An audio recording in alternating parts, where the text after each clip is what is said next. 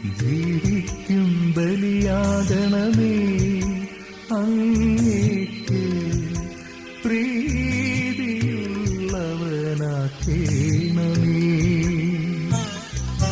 പരിശുദ്ധിയോടെ ദൈവത്തെ സമീപിക്കുവാൻ ആഗ്രഹിക്കുന്ന ഏവർക്കും ഈശോ മിശിഹായ്ക്ക് സ്തുതിയായിരിക്കട്ടെ.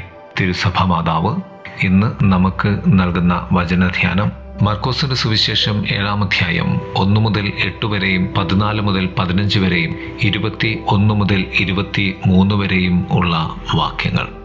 പാരമ്പര്യത്തെക്കുറിച്ച് ഉള്ള തർക്കവും ആന്തരികവും ബാഹ്യവുമായ ശുദ്ധിയെക്കുറിച്ചുള്ള പ്രതിപാദനവുമാണ് സുവിശേഷം. വചനം പറഞ്ഞു തുടങ്ങുന്നത് ഫരിസേയരും ജെറുസലേമിൽ നിന്ന് വന്ന ചില നിയമജ്ഞരും എന്നാണ്. ദൈവശാസ്ത്രജ്ഞന്മാർ പറയുന്നത് ജെറുസലേമിൽ നിന്ന് വന്ന നിയമജ്ഞർ അത് യേശുവിൽ ഔദ്യോഗികമായി കുറ്റം ആരോപിക്കുവാനും കുറ്റം കണ്ടെത്തുവാനും അയക്കപ്പെട്ടവരാണ് എന്നാണ്. സ്വർഗീയ അധികാരത്തോടുകൂടി കർത്താവ് സുവിശേഷം നൽകുമ്പോൾ മാനുഷിക അധികാരികൾ ക്രിസ്തുവിൽ കുറ്റം കണ്ടെത്തുവാൻ ശ്രമിച്ചുകൊണ്ടേയിരുന്നു. 3 കാര്യങ്ങൾ ഇവിടെ നമുക്ക് കണ്ടെത്തുവാൻ സാധിക്കും. 1 പരിശുദ്ധി, 2 വിശുദ്ധി, 3 വിശുദ്ധീകരണം. വചനം നമ്മെ ഓർമ്മപ്പെടുത്തുന്നുണ്ട്, നിന്റെ ദൈവം പരിശുദ്ധനായിരിക്കുന്നത് പോലെ നീയും പരിശുദ്ധി ഉള്ളവൾ ആയിരിക്കുക എന്ന്.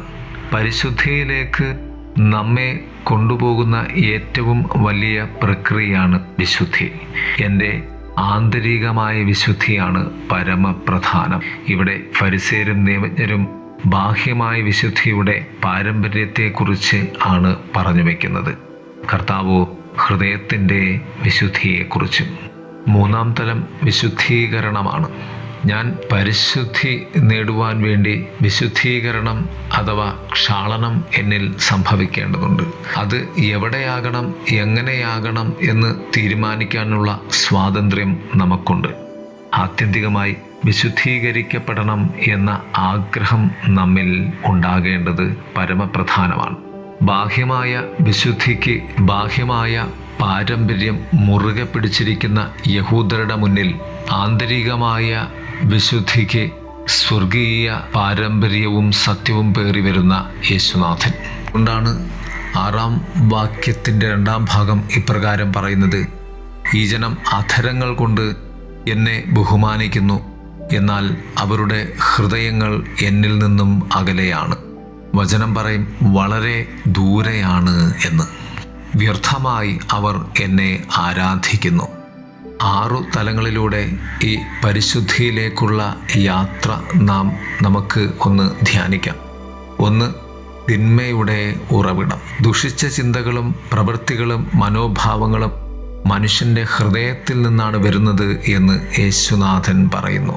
വിശുദ്ധിക്കും വിശുദ്ധീകരണത്തിനും പരിശുദ്ധി ആർജിക്കുന്നതിനും ഞാൻ അറിയേണ്ട ആദ്യത്തെ കാര്യം എൻ്റെ തിന്മയുടെ ഉറവിടമാണ്.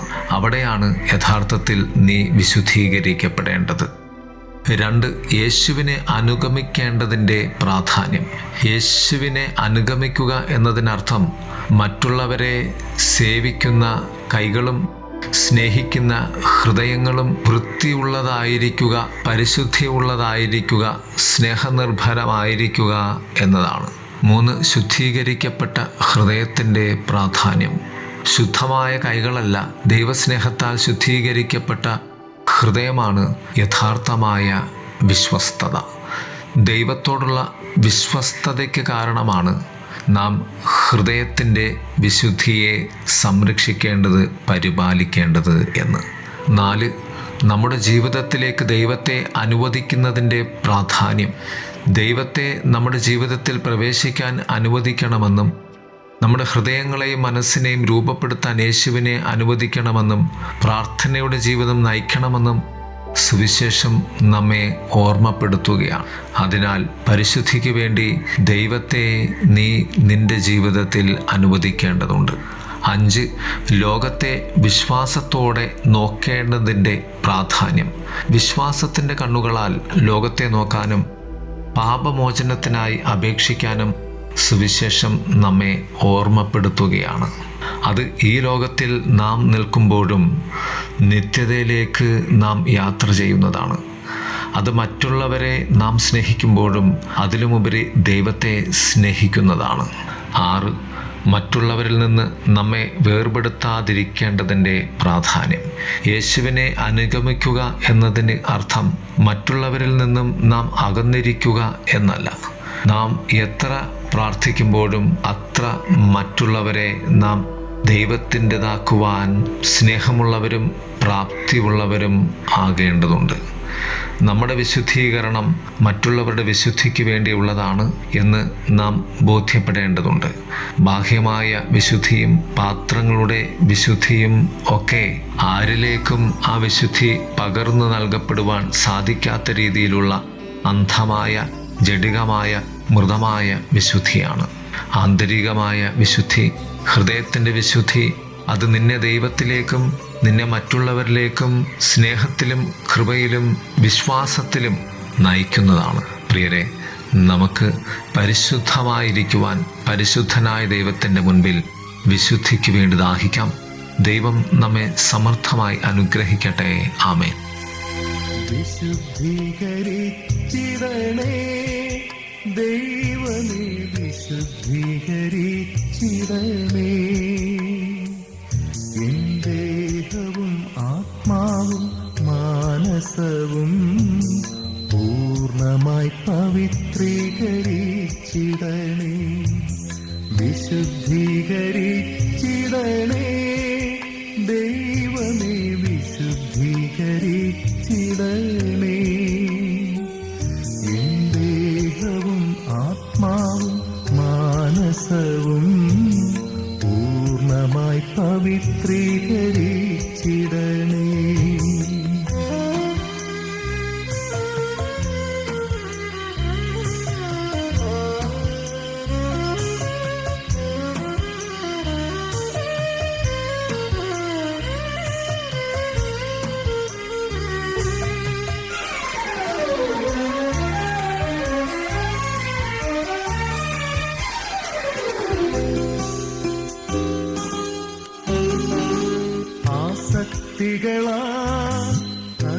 കലുഷിതമാമെൻ പഴയ മനുഷ്യനെ ദൂരേറിയു.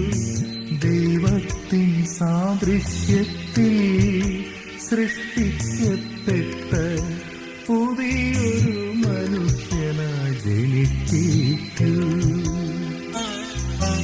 ഈ ലോകത്തിൻ മോഹത്തിൽ നിന്നും വിടുതലെനിക്കു നൽകണമേ. ജീവിക്കും ബലിയാകണമേ, അങ്ങേക്ക് പ്രീതിയുള്ളവനാക്കേണമേ.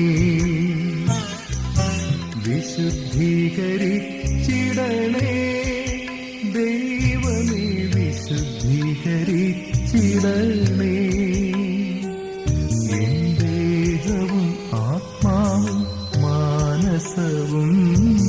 പൂർണ്ണമായി പവിത്രീകരിച്ചിടണേ.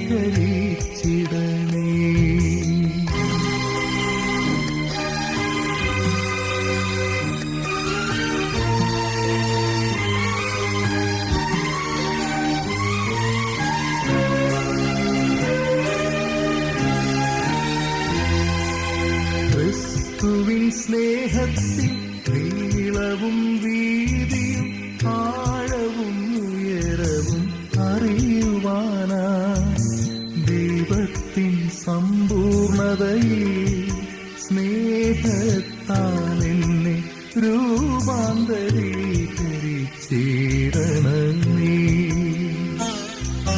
ക്രിസ്തുവിൻ സ്നേഹത്തിൽ നീളവും വീതിയും ആഴവും ഉയരവും അറിയുവാനാ ദൈവത്തിൻ സമ്പൂർണതയിൽ സ്നേഹത്താൽ എന്നെ രൂപാന്തരീകരിച്ചിടണമേ. വിശുദ്ധീകരിച്ചിടണേ ദൈവമേ, വിശുദ്ധീകരിച്ചിടണേ. എൻ ദേഹവും ആത്മാവും മാനസവും പൂർണ്ണമായി പവിത്രീകരിച്ചിടണേ, പൂർണ്ണമായി പവിത്രീകരിച്ചിടണേ, പൂർണ്ണമായി പവിത്രീ